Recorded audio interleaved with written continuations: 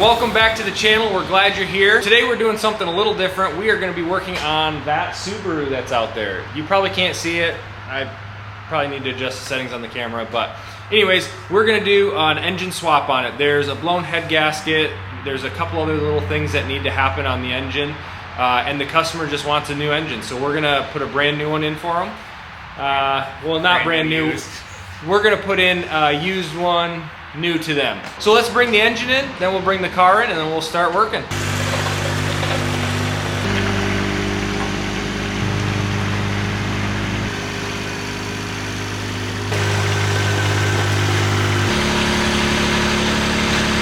Look, free tools. Look at that. All right, was told it had a blown head gasket. We're gonna see if it'll start so we can drive it in. That would be sweet. If not, we'll push it in. Let's try it.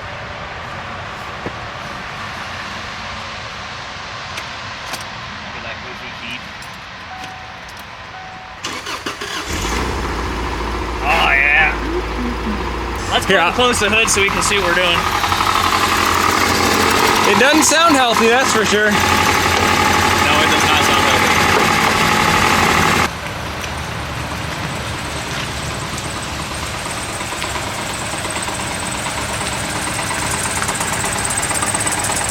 We're gonna start zipping stuff off so we can get this motor unhooked.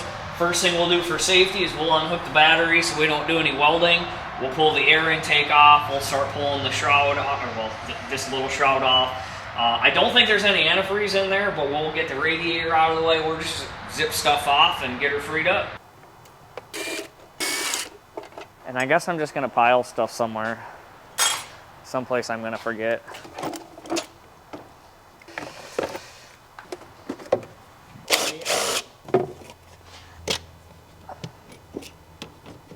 There we go. Next, let's go ahead and take this little shroud off, get the alternator off, see if we can lay the AC compressor out of the way. I don't want to release this if it's fully charged. It's an 01, it may or may not.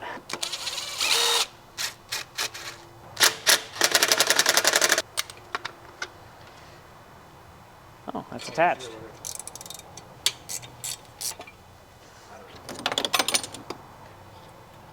Nice heavy-duty ratchet. Those belts look pretty good.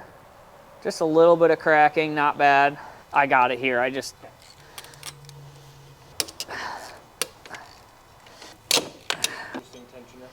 Yeah.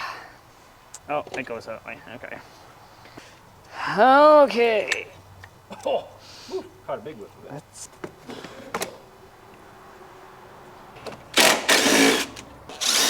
I thought this bolt, you and me both. Yeah, and a thermostat. Okay, cool. That'd be awesome. I don't, but these come off really easy. If you zoom in, I can just pull it off of there. On the bottom of the radiator is where the transmission cooler lines run. This is one line right there, already unhooked, just draining on the floor. This one is the second one, it's stuck on there, but then we can get the radiator out of the way. No risk of damaging it. This radiator's in really good shape. Don't want to replace anything we don't have to. All right, let's get the radiator out of here. Maybe, maybe, out, maybe. There we go. Got the radiator out of the way. AC compressor's kind of out of the way. It's kind of a pain. Gonna get the power steering pump out. Try not to unhook that. That looks like we should be able to push that right out of the way. This bracket just to get it out of the way.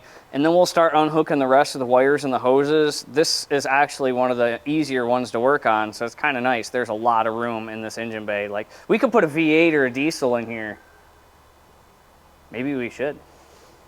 I don't know that this bracket's necessary to replace or remove, but we're just getting it out of the way anyway. Just less clutter. If you guys haven't noticed, this is not the intake manifold. I don't know who would ship a motor upside down, but they did. So we're gonna save some of these pieces on top right now so they don't get broke. The coil, some of these sensors, because I don't know what's gonna be broken under this, maybe nothing, but I don't know who would do that. That's just ridiculous. Kudos to whatever company shipped this. Oh, that's why I pulled this.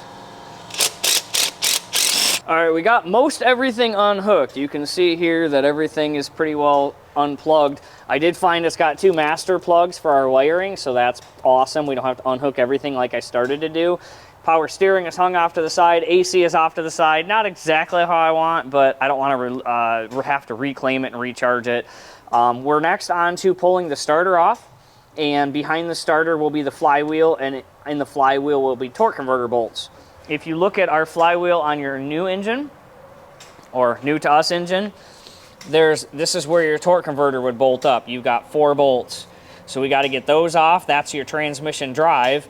And then we do our bell housing bolts. There's 2 studs on the bottom, the rest are bolts. And this engine is free.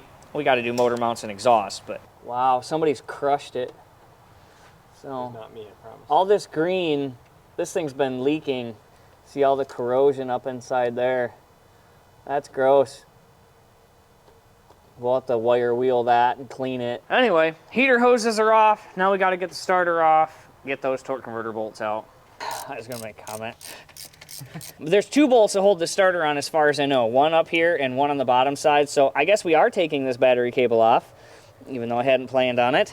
Probably can't see any of this, but let's get the main battery cable off.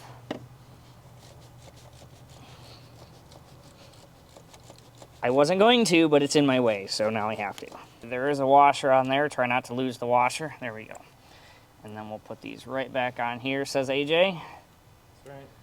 There we go. AJ's always right. Okay, so now this bolt should slide out. There we go. This is one of our bell housing bolts. It holds the engine and transmission together. So now the other one is down here yonder. Yeah, so if you need a little bit longer, so I had this combination right here, but it was just a little too short, so this extension's too long. So if we put this on there, it's kind of a happy medium between the two. Hey, Jay, I dropped something. Dropped 2 somethings. Do I look surprised, Tim? No, not at all. The starter's finally out. I don't know that you can really see in there. In here is your flywheel, and we don't have it spun around yet, but there'll be a nut. We'll spin the flywheel around so you can see that torque converter nut, and we have to take 4 of those off. The starter did have to come off to get to the torque converter bolts, but there's actually a rubber plug buried right here. I don't know if you can see that or not. There's a rubber plug. Yep, there we go. I just got that to pop. That's where we get to the bolts. So I think what we're going to do is we're going to rip the intake off really quick because there's like 5 or 6 bolts that hold it on each side. And then we can get to those bolts to get the torque converter unbolted. We'll show you once we get the intake off. All right, so I was wrong. The torque converter bolts are not accessed through the starter hole. They're accessed through this rubber plug right here. Pull that out, and there, we'll actually roll this over while you're sitting right there. There we go. That is what we've got. 4 of those we have to undo.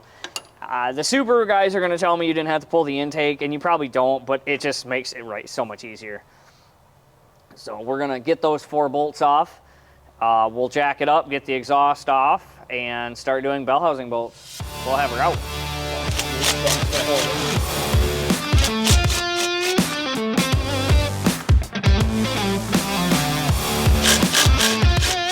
Disconnected.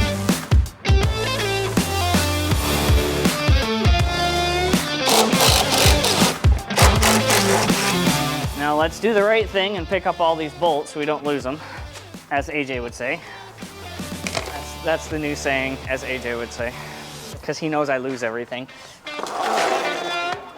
Yes, yes. What would AJ do? That's the new slogan. What would AJ do?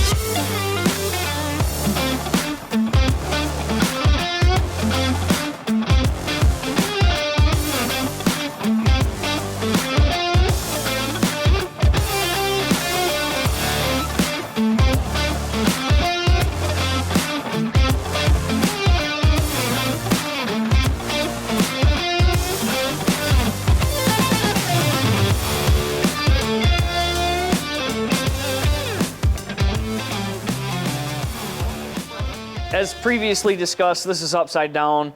We're gonna flip it over and find out how much damage is there. We've already found out that not only did they break the oil fill neck, they actually broke the rocker cover off. So we know we got to get rocker cover gaskets so we can swap from this one to this one. But the old engine is out. We're gonna get this picked up, flipped over, find out how many more things we need. We're gonna go into town, get lunch, get parts, and get back to it. So let's flip this over and figure out what we're working with here. All right, as expected, there definitely is damage. The idle air control is snapped off. They actually busted a fitting off here. This is all busted up. Our rocker cover is broke, which we already knew. They just literally lopped everything off. So yep, it broke this mounting boss off here. There's actually a crack right there. I wonder if this engine was in an accident or if this is dumped off the back of a truck. But what we're gonna do is, since we already pulled our intake manifold, we're gonna go ahead and pull this intake manifold and do the same thing, and then we just know everything is good. A little frustrating, but it is what it is.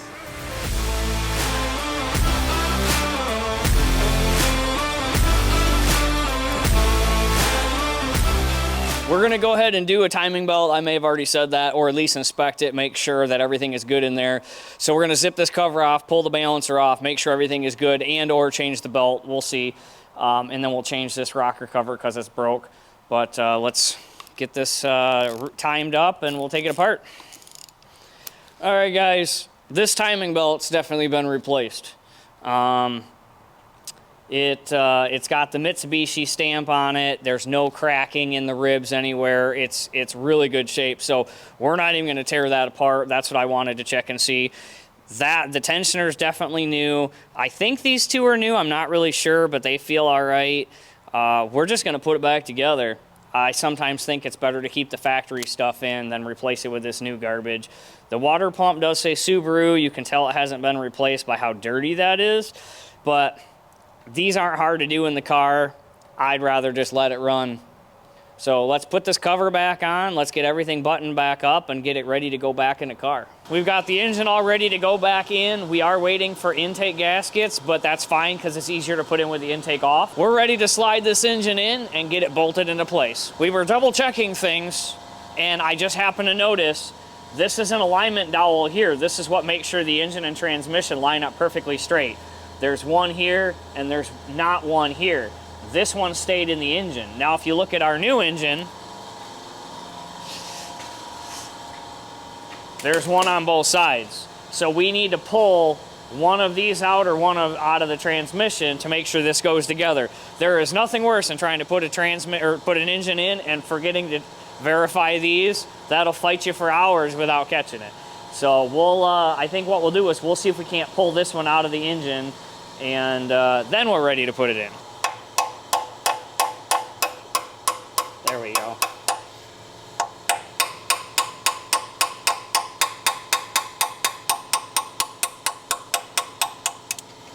We got lucky. Awesome. Usually they're blind holes. That worked out perfect.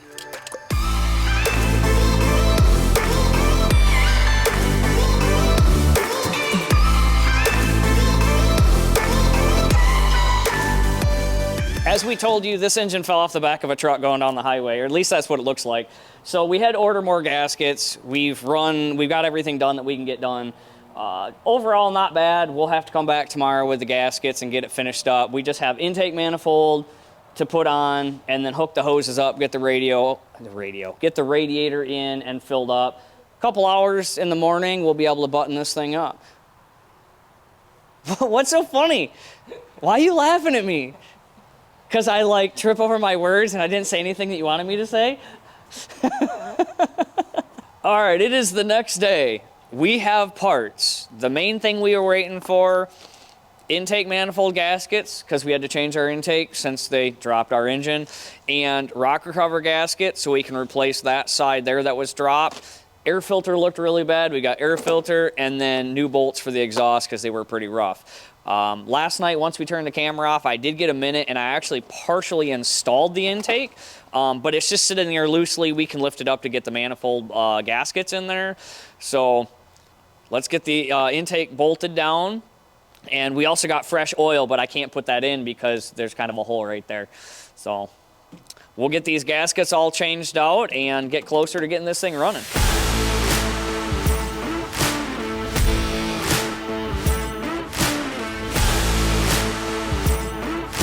So we're gonna get this rocker cover changed out, and then we can put oil in this, which is one step closer to running. Should we just try and glue that back together? Maybe that'd be better.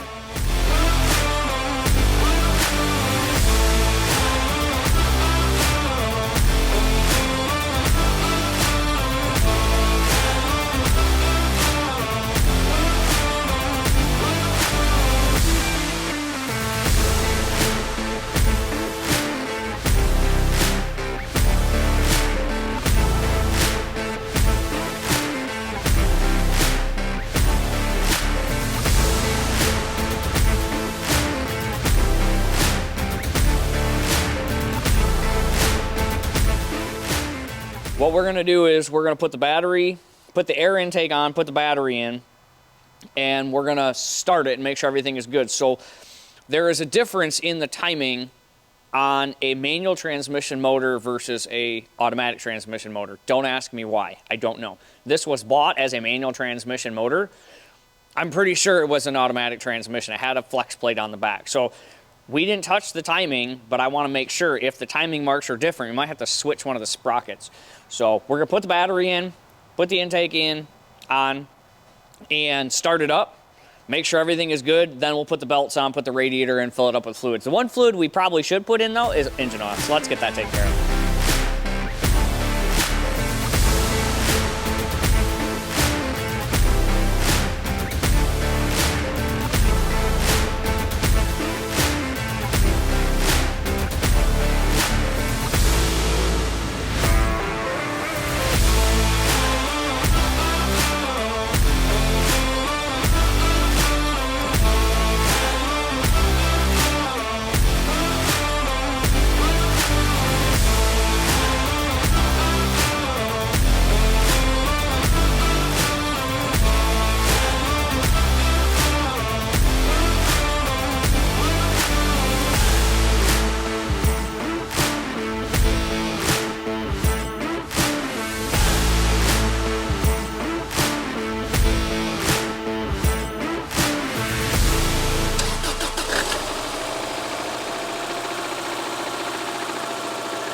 Well, she's running.